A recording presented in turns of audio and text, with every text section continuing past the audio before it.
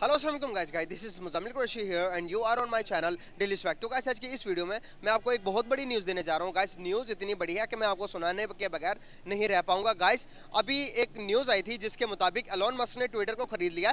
Twitter को खरीदने के बाद जो कि इंडियन रीजन से ताल्लुक़ रखने वाले सीईओ थे उनको फायर कर दिया और बहुत सारी कंट्रीज ये अज्यूम कर रही थी कि उनको निकालने के बाद, इंडियन रीजन से ताल्लुक़ रखने वाले सीईओ को निकालने के बाद आपको अमेरिकन को ही सीईओ ऑफ ट्विटर बनाएंगे। लेकिन जब अभी ये न्यूज़ आई है इन्होंने पूरी दुनिया को हिलाकर रख दिया, बिकॉज अभी दोबारा से ही इंडियन रीजन से ताल्लुक रखने वाले ही एक बंदे को उन्होंने सीईओ बना लिया, जिनका नाम है श्री राम कृष्ण। दुनिया की आबादी तकरीबन 9 अरब, तकरीबन 9 बिलियन के करीब वर्ल्ड की आबादी है और उनमें से सिर्फ और सिर्फ इंडियन को ही सिलेक्ट किया गया सीईओ ऑफ ट्विटर। क्या वजूहत है, इस बारे में पाकिस्तानी पब्लिक क्या अपनी राय देती है, आइए मिलकर जानते हैं।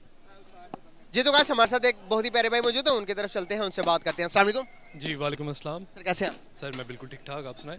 अल्हम्दुलिल्लाह मैं ठीक। नाम आपका? समर। करते क्या हैं? सर मैं बिजनेसमैन हूँ। माशाल्लाह वेरी नाइस। बेसिकली मेरा आज का आपसे बात करने का पर्पस ये है कि अभी रिसेंटली आपने न्यूज़ सुनी होगी कि एलोन मस्क ने ट्विटर खरीद लिया है। ट्विटर खरीदने के बाद जो उनका पुराना सीईओ था ट्विटर का, उसको फायर करने के बाद लोग ये अज्यूम कर रहे थे कि अमेरिका ही का कोई बंदा होगा जिनको एलोन मस्क हायर करेंगे as a CEO of Twitter. लेकिन अभी रिसेंटली खबर आई है, अभी भी खबर आई है कि एलोन मस्क ने सिलेक्ट किया है इंडियन ओरिजिन से श्री राम कृष्ण बंदा है जिसका नाम है, उसको सिलेक्ट किया। मैं आपसे सवाल ये पूछना चाह रहा हूँ कि वर्ल्ड वाइड में अगर हम देखें तो दुनिया की आबादी कितनी है? दुनिया की आबादी इस टाइम 9 अरब से ज़्यादा तजावुज़ करके जा चुकी है। उनमें से ही एलोन मस्क को क्या इंडियन ही मिला जो सीईओ रखने के लिए, और अमेरिका में कोई नहीं था या पाकिस्तान से कोई इस तरह का नज़र नहीं आया? क्या वजह लगती हैं? सर पहली चीज़ तो ये है कि अगर आप प्रोपोर्शनैलिटी देखें तो इंडियंस जो हैं वो ओवरऑल मेरा ख्याल है 1.3 बिलियन के करीब अवाम आपकी इंडियन अवाम है। तो ऑब्वियसली जब इतनी ज़्यादा आपके पास अवाम है उसके अंदर से कोई ब्राइट लोग भी निकलेंगे। अब ब्राइट लोग निकलेंगे तो ऑब्वियसली वो नज़र भी आएंगे आपको। अब सबसे बड़ी चीज़ ये है कि पाकिस्तान से या किसी और कंट्री से क्यों नहीं नज़र आता इंडियन जो और पाकिस्तानियों में जो बेसिक फ़र्क है, उन्हें प्रमोट बहुत किया जाता है। उनका जो आप कह सकते हैं जो सीएस का सेक्टर है, जो कंप्यूटर से रिलेटेड है या सॉफ्टवेयर से रिलेटेड है, उन्हें प्रमोट बहुत करती है गवर्नमेंट से लेके बाकी आपको क्या कहते हैं इंटरनेशनल लेवल पे भी रिकग्निशन। एक इंडिया का ट्रेडमार्क जो है वो obviously whether we like to admit it और नॉट पाकिस्तान से बड़ा है। एक तो उन्हें प्रेफरेंस उस चीज़ की मिलती है, plus they are sharp people. तो जो सबसे पहली चीज़ आपको देखनी पड़ेगी वो ये है कि जब इंडिया में हमारे से बेहतर सॉफ्टवेयर इंजीनियर्स बैठे हैं या वो लोग बैठे हैं जो सॉफ्टवेयर को हमसे बेहतर समझते हैं, तो ऑब्वियसली आई थिंक उन्हें अपॉर्चुनिटी जो है हमसे ज़्यादा मिलेगी ही मिलेगी। And the second thing is कि अब इंडिया में जो लोग कामयाब होना चाहते हैं वो सबसे पहले क्या करते हैं, बाहर निकल के अपना नाम बनाओ। अब एक पर्सन जो है वो 30 साल लगा रहे हैं, 40 साल लगा रहे हैं कंपनी में, तो ऑब्वियसली उसका रिटर्न तो उसे मिलेगा। लेकिन वेदर एज पाकिस्तान में अगर आप देखें तो इस तरह का ट्रेंड हमारे यहाँ पर नज़र नहीं आता, लेकिन अब वो आ रहा है। बिल्कुल सही। एजुकेशन की मैं बात करूँ तो दोनों मुल्कों में से कौन से मुल्क की एजुकेशन सिस्टम ज़्यादा बेटर है, इंडिया या फिर पाकिस्तान? एजुकेशन देखी जाए तो इंडिया की बेहतर है। वो बेसिकली वो दूसरा लाइफस्टाइल जो है वो इम्पोज कर रहे हैं। अब आहिस्ता आहिस्ता वेस्टर्न कल्चर उनका थोड़ा सा आ रहा है, और वेस्टर्न कल्चर के साथ साथ अब एक छोटी सी एग्जांपल ले लें, हमारे मैट्रिक वाले बच्चों को क्या पढ़ाया जाता है, this is a mouse, this is an input device. अब 9th-10th के बच्चों को आप ये पढ़ा रहे हैं, ये उन चीज़ों का एक 2 क्लास के बच्चे को भी पता है। अब ये कंप्यूटर स्टडीज़ नहीं है, ये सिर्फ हम लोग बस अपने ऊपर से ना बोझ उतारे हैं कि हमने पढ़ा दिया, मैट्रिक हो गया। सही बात है। तो जैसे ऐसे ही चलता रहा तो दुनिया तो देखो ना, हम पहले कहते होते थे दुनिया चांद पर पहुंच गई है, लेकिन अभी इंडिया अपनी इसरो की मदद से मार्स से आगे चला गया हुआ है। अब ये मिसाल भी पुरानी होगी, दुनिया चांद पर चली गई, हम वहीं पर चांद पे अटके हुए, चांद पर भी नहीं पहुंच सके अभी तक। हमारा जो स्पेसिक निज़ाम है, स्पेस के जिस पर काम, टेक्नोलॉजी पर काम करते हैं, हमारे पूरे पाकिस्तान के अंदर सिर्फ और सिर्फ एक यूनिवर्सिटी जो कि इस्लामाबाद में है, हम उसके ऊपर भी नहीं काम करते, हम टेक्नोलॉजी के ऊपर भी काम नहीं करते। आने वाले टाइम हमारे लिए कितना मुश्किल होगा?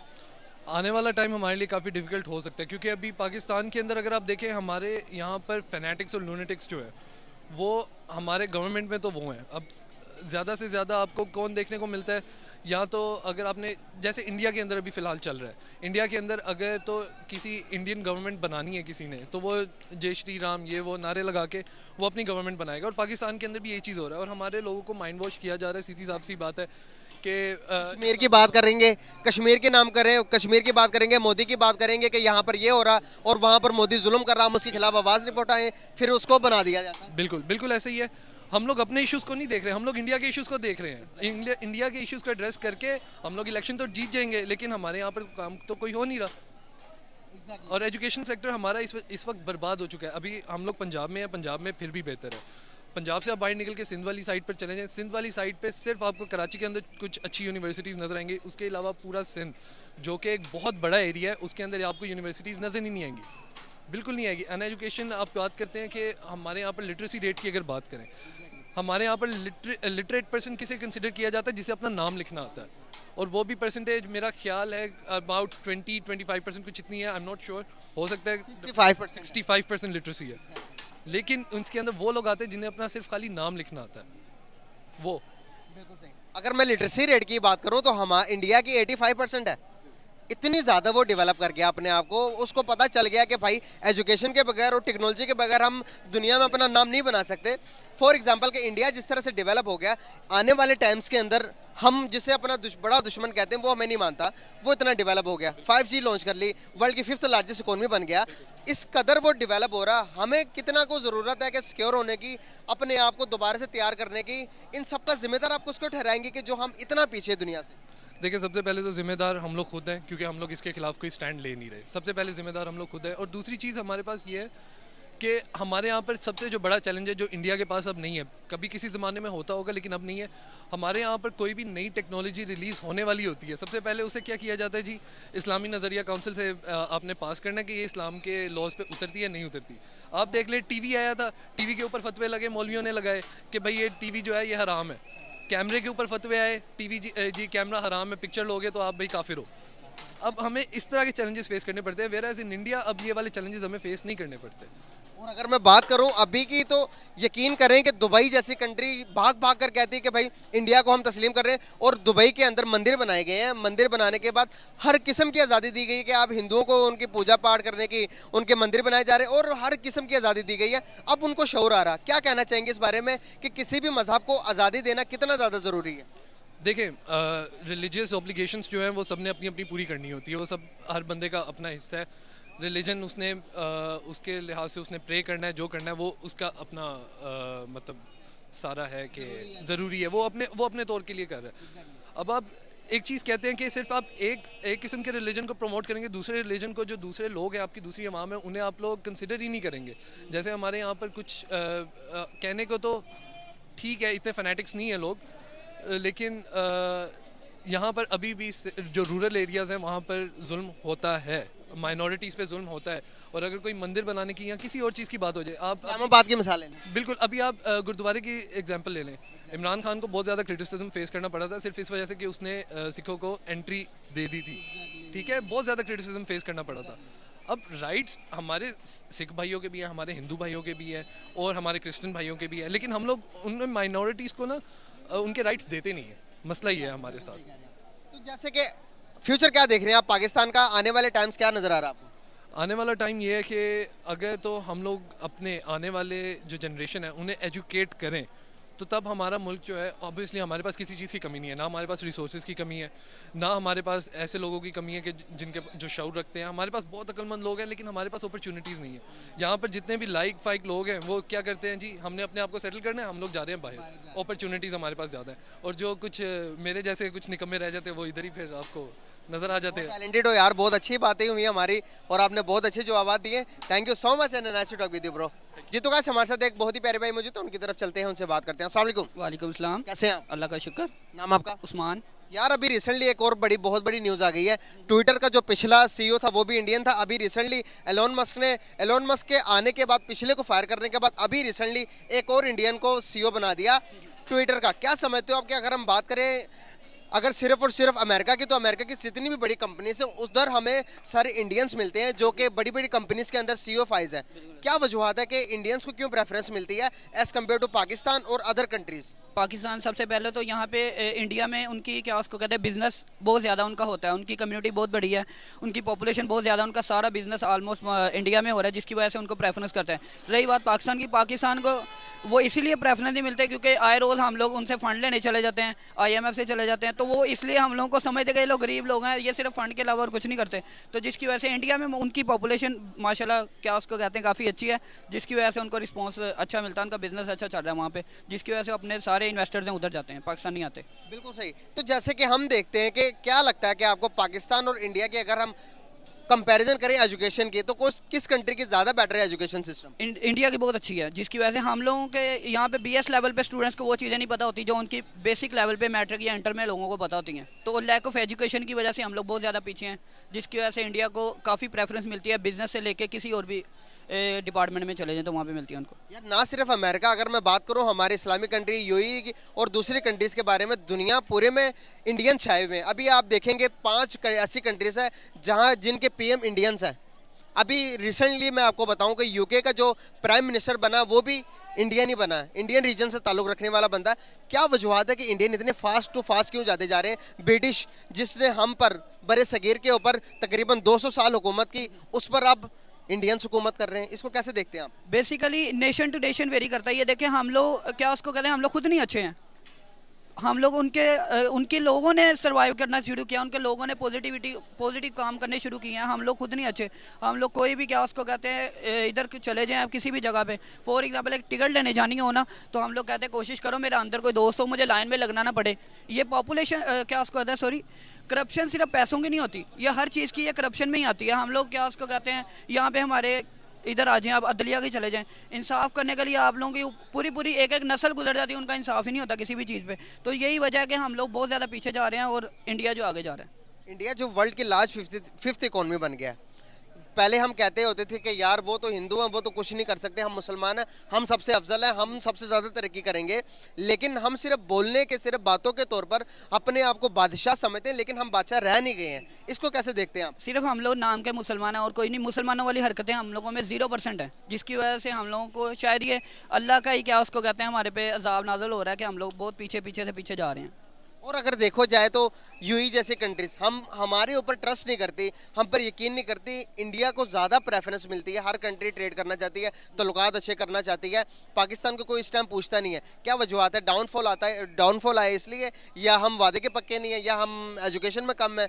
क्या वजूहत है कि दूसरी दुनिया हम पर ट्रस्ट नहीं? हम लोग झूठ बोलते हैं, हम लोग को जो काम नहीं भी आता होता हम लोग कहते हैं असी कर लांगे। यही वजह है कि हम लोग पीछे हैं। हम लोगों को कोई भी काम करने के लिए वो कोई कहते हैं, हम लोगों ने ये नहीं कहना। अगर फॉर एग्जांपल हमसे कोई गलती हो जाती है, हम लोगों ने माननी नहीं होती। अगर कोई काम अगर नहीं आता तो आप एडमिट कर लें, नहीं आता अब किसी और से करवा लें। हम लोग कहते हैं असी अभी कर लांगे, असी अभी कर लांगे, असी अभी कर लांगे, जिसकी वजह से हम लोग पीछे जा रहे हैं। कितनी बड़ी अचीवमेंट है एक ट्विटर, इतनी बड़ा एक अदारा है जिसके दुनिया का सबसे बड़ा न्यूज़ चैनल समझा जाता है कि हर कोई सेलिब्रिटी से लेके आम बंदे तक हर कोई यूज़ करता है। और कोई भी टॉपिक जो कि बड़ा टॉपिक को डिस्कस करना हो तो सबसे पहले ट्रेंड होता है ट्विटर के ऊपर।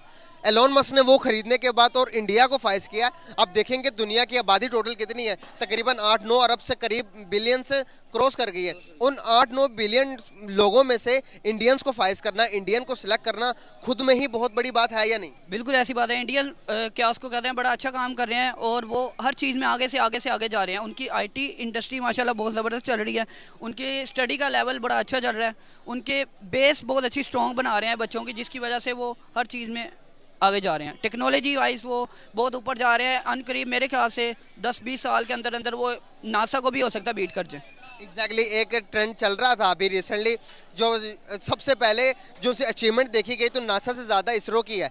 सबसे पहले फाइंड किया कि चांद के अंदर पानी मौजूद है, ये सबसे पहले इंडिया ने फाइंड किया। उसके बाद जो इनका चंद्रमा जो सा उनका चंद्रयान जो मिशन था वो भी सक्सेसफुल रहा और बहुत सारी अचीवमेंट इंडिया के नाम पर है। वो टेक्नोलॉजी के ऊपर इतना काम कर रहे हैं। क्या समझते हैं आपके स्पेस एजुकेशन किसी भी कंट्री के लिए कितनी इंपॉर्टेंट है आज के टाइम के लिए? स्पेस टेक्नोलॉजी माशाल्लाह से सॉरी टू से हमारे आपको BS लेवल पे स्टूडेंट्स को पूछ लें, किसी को भी नहीं पता होगा कि स्पेस टेक्नोलॉजी है क्या। और उनके आप कॉलेज या यूनिवर्सिटी के स्टूडेंट को पता होगा कि स्पेस टेक्नोलॉजी में क्या और हम लोगों ने आगे क्या स्टडी करनी है, कौन सी रिसर्च करनी है, प्रॉपर उसके ऊपर वर्किंग हो रही होती है। लेकिन हमारे यहाँ पे स्टूडेंट्स को स्वाय रट्टे के कुछ भी नहीं लगवाया जाता। प्रैक्टिकल वर्क हमारे यहाँ पे यूनिवर्सिटी में है ही नहीं है। हालांकि कॉलेज से स्टार्ट करना चाहिए प्रैक्टिकल काम, लेकिन यहाँ पर नहीं है। हमें डेवलप होने के लिए कितना अरसा लगेगा? हम लोग इंडिया से मेरे ख्याल से 40 साल पीछे चले गए हैं। इंडिया से 40 साल, वर्ल्ड वाइड तो हम लोग 125 साल पीछे हैं मेरे ख्याल से। 5G भी लॉन्च कर लिया इंडिया ने। इधर 3G पता नहीं कैसे चल रहा है। सही, तो क्या फ्यूचर देख रहे हैं आप हमारा? हमारा हम लोगों को खुद एफर्ट करनी होगी, हम लोगों को चाहिए कि अपने आप को खुद से इम्प्रूव करें। जब तक हम अपने अंदर से पॉजिटिविटी नहीं लेके आएंगे, हमारे बड़े कुछ नहीं करेंगे। हमारे बड़े आ रहे हैं, खा रहे हैं और जा रहे हैं, डेट्स इट। ज़बरदस्त यार, बहुत अच्छा लगा आपसे बात करके। Thank you so much and nice to talk with you. जी तो गाइस, हमारे साथ एक बहुत ही प्यारे भाई मौजूद है, उनकी तरफ चलते हैं, उनसे बात करते हैं। अस्सलाम वालेकुम। वालेकुम सलाम। कैसे हैं आप? मैं ठीक हूँ। नाम आपका? आफ्ताब जमील। करते क्या हैं सर? मैं करियर काउंसलिंग पे काम कर रहा हूँ, उसके अलावा जॉब भी करता हूँ। वेरी नाइस यार। बेसिकली आज का मेरा आपसे बात करने का पर्पस ये है, आपको पता होगा कि एलॉन मस्क ने ट्विटर को ख़रीद लिया। ट्विटर को ख़रीदने से पहले ट्विटर का सीईओ एक इंडियन था। ट्विटर को उन्होंने भी ख़रीद लिया, अभी एलॉन मस्क ने ख़रीदने के बाद भी इंडियन ही है। वाई? सर स्किल्स मैटर करती हैं। अच्छा, जी। स्किल ज़्यादा इंडियंस में? ऑब्वियसली जैसे उनकी आबादी ज़्यादा है, वैसे वहाँ पे उन लोगों ने इस चीज़ को रियलाइज़ कर लिया हुआ है कि अगर हम स्किलफुल हैं तो हमारी वर्थ है। किसी भी चीज़ की कीमत उसी टाइम पे होती है। एक खाली हीरा जो होता है वो पत्थर होता है, जब उसे तराशा जाता है उसके बाद वो हीरा बनता है और कीमती बनता है। आपको स्किलफुल होने के लिए बहुत सी चीज़ों से गुजरना पड़ता है, बहुत से इम्तिहानों से गुजरना पड़ता है, जब जाके आप स्किलफुल होते हो। खाली डिग्रीज लेने से आप एजुकेटेड नहीं होते। यही रीजंस हैं कि उन लोगों ने अपने आप को निखारा है, उन लोगों ने अपने आप को बनाया है। That's why they are proving themselves in front of other world. बिल्कुल सही। दुनिया की आबादी इस टाइम तकरीबन 9 बिलियन क्रॉस कर चुकी है। 9 बिलियन क्रॉस कर गई है दुनिया की आबादी। दुनिया में देखो आप, अमेरिका, कितने सारे 200 तकरीबन 9-10 कंट्रीज़ हैं। उन कंट्रीज़ में से आप आबादी देखो कितनी ज़्यादा होगी। उन लोगों को मैं आपको इसलिए गिनवा रहा हूँ कि इतनी बड़ी दुनिया में, इतनी बड़ी आबादी के लोगों में सिर्फ और सिर्फ इंडियन में सिर्फ एक बंदे को सिलेक्ट किया एलॉन मस्क ने। क्या अमेरिका में टैलेंट की कमी थी? क्या अदर कंट्रीज़ में टैलेंटेड लोगों की कमी थी? Why India? देखें, मैंने एक सिंपल सी चीज़ है कि कोई भी आप चीज़ लेने के लिए जाते हो ना, तो मार्केट में जाते हो और उस मार्केट में जाते हो जहाँ पे वो चीज़ कन्वीनियंटली मिल रही हो। अब इंडिया की तरफ लोगों का रुझान इसलिए बना हुआ है कि उन लोगों ने बाहर जाके अपने आप को प्रूव किया। पहले गूगल का सीईओ भी इंडियन था, अभी है। जी अभी भी है। तो वो लोग बाहर निकलते हैं, जाके अपने आप को प्रूव करते हैं। आपके यहाँ पे भी रिकग्निशन मिलती है, स्किलफुल लोगों को मिलती है। जैसे अरफा करीम ने 12-13 साल की उम्र में अपने आप को प्रूव किया, तो उसका नाम ऑब्वियसली आपको पता है कि माइक्रोसॉफ्ट तक का नाम था, सारा कुछ था। और अगर वो होती और अपने आप को मज़ीद इम्प्रूव कर रही होती तो माइट भी कि इससे भी कहीं आगे चली जाती, बट अनफॉर्चुनेटली शी डाइड। तो सिंपल सी चीज़ है कि आपने जो बात की ना कि इंडियंस ही क्यों, भाई जहाँ पे स्किल होगी ना वहाँ पे लोग जाएंगे। अगर मैं बात करूं एजुकेशन सिस्टम की, तो कौन सी कंट्री का एजुकेशन सिस्टम ज़्यादा बेटर है, पाकिस्तान या फिर इंडिया? इंडिया। वाई? हमारे पाकिस्तान में आप एजुकेशन की डेफिनेशन पूछ लें हमारे यहाँ पे एजुकेटेड लोगों से, people don't know how to define education. आप 16 ईयर्स की एजुकेशन लेके निकलते हैं और आपसे कोई एजुकेशन की डेफिनेशन पूछ ले, आपको नहीं पता। आप पूछ के देख लें, आप एक रोड शो करें, उसमें आप लोगों से जस्ट आपका क्वेश्चन ही ये होना चाहिए, डिफाइन एजुकेशन।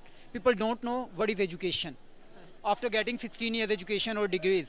बिल्कुल सही, सही बात कर रहे हैं आप। अच्छी नॉलेज है आपके पास। तो मैं आपसे एक और सवाल पूछना चाहूँगा कि वर्ल्ड वाइड की अगर मैं बात करूँ तो रिस्पेक्ट कौन से लोगों की ज़्यादा, इंडियंस की या फिर पाकिस्तानीज़ की?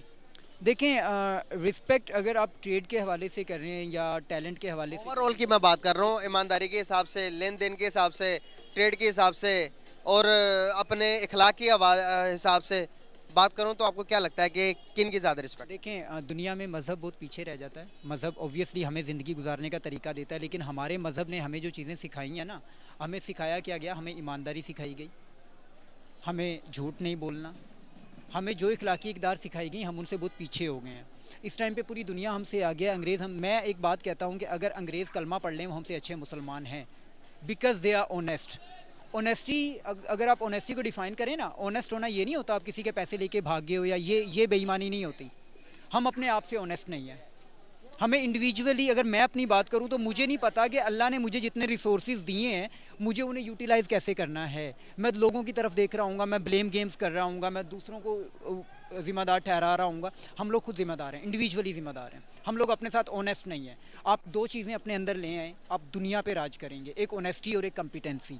कम्पिटेंसी आपकी उस टाइम पे आएगी जब आप अपने आप से ऑनेस्ट हो, आप जो अपना टाइम स्पेंड कर रहे हो उसे ऑनेस्टली कर रहे हो, जिस डिग्री को अचीव करने के लिए आप कोशिश कर रहे हो उसे ऑनेस्टली कर रहे हो। अगर आप नहीं कर पा रहे, आपका दिल नहीं लग रहा किसी चीज़ में, तो आप ऑनेस्टली कह दो भाई मैं नहीं कर सकता, आप अपने इंटरेस्ट की तरफ जाओ।